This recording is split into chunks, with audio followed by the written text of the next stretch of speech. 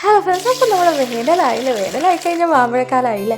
മാമ്പഴക്കാലം വന്നു കഴിഞ്ഞാൽ പിന്നെ മാമ്പഴ പുളിശ്ശേരി ഇല്ലാണ്ട് എന്തില്ലേ. അതിന് ഇതേപോലത്തെ നല്ല നാടൻ മാമ്പഴം എന്ന് പറയുമ്പോൾ നമ്മുടെ നാട്ടുമാങ്ങ അല്ലെങ്കിൽ ചപ്പിക്കൊടി മാങ്ങ എന്നൊക്കെ പറയില്ലേ, ആ ഒരു മാങ്ങ എടുക്കണം കേട്ടോ. എന്നിട്ട് ഇതേപോലെ നന്നായിട്ട് കഴുകിയതിന് ശേഷം അതിൻ്റെ തൊലിയില്ലേ ഇതേപോലെ ഉരിഞ്ഞ് കളയണേ. ഇതിൽ പിച്ചാത്തി വെക്കാൻ പാടില്ല എന്നാണ് പഴമക്കാരൊക്കെ പറയണത്. പഴമക്കാരെന്ന് പറയുമ്പോൾ എൻ്റെ അമ്മാമ്മയൊക്കെ പറയുന്നത് കേട്ടോ. അപ്പോൾ പിച്ചാത്തി വെക്കാൻ പാടില്ല, എന്നാൽ അതിൻ്റെ ടേസ്റ്റ് പോകുമെന്നൊക്കെ ഇങ്ങനെ പറഞ്ഞു കേട്ടിട്ടുണ്ട്. എന്താ പാടുമെന്ന് എനിക്കറിയില്ല. മാങ്ങയല്ലേ ഇപ്പം നല്ല ടേസ്റ്റ് ഉണ്ടാവും, പിച്ചാത്തി വെച്ചാലും അല്ലെങ്കിലും ടേസ്റ്റ് ഉണ്ടാവും കേട്ടോ.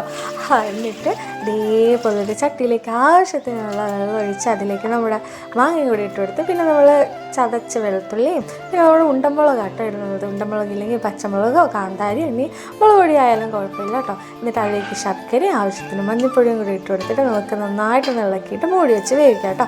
എന്നിട്ടൊരു മിക്സിയുടെ ജാറിലേക്ക് നമ്മുടെ തേങ്ങയും അതിന് ആവശ്യത്തിനുള്ള മുളക് പൊടിയും മഞ്ഞൾപ്പൊടി, ഉപ്പ്, കറിവേപ്പില, കുരുമുളകും കൂടെ ഇട്ട് കൊടുത്തിട്ട് ആവശ്യത്തിനുള്ള തൈരും കൂടെ ഒഴിച്ചു കൊടുത്ത് പിന്നെ നമുക്ക് ആവശ്യത്തിന് വെള്ളവും കൂടെ ഒഴിച്ചു കൊടുക്കണം കേട്ടോ. എന്നിട്ട് നന്നായിട്ട് അരച്ചെടുക്കണം, നല്ല പേസ്റ്റ് പരുവത്തിന് അരച്ചെടുക്കണം കേട്ടോ. അതിൽ തരി തീരെ ഇല്ലാത്ത രീതിയിൽ അരച്ചെടുത്തതിന് ശേഷം നമുക്ക് ഇതേപോലെ മൂടി തുറക്കാം കേട്ടോ. ഒരു 10-15 മിനിറ്റ് ഇതേപോലെ വാങ്ങിയിരുന്ന് വേണം കേട്ടോ. അപ്പം നല്ല സെറ്റായിട്ട് കിട്ടാം. അതിൻ്റെ സത്തൊക്കെ അതിലേക്ക് ഇറങ്ങി നല്ല സെറ്റായിട്ടുണ്ടാവേ.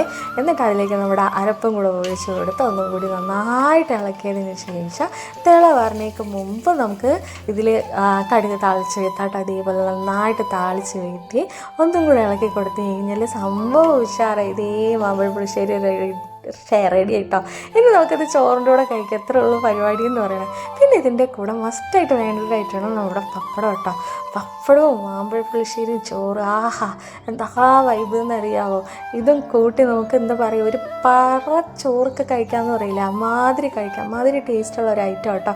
അപ്പം നിങ്ങൾ മാമ്പഴം കിട്ടിക്കഴിഞ്ഞാൽ ഇതേപോലെ ഒന്ന് ട്രൈ ചെയ്ത് നോക്കണം കേട്ടോ.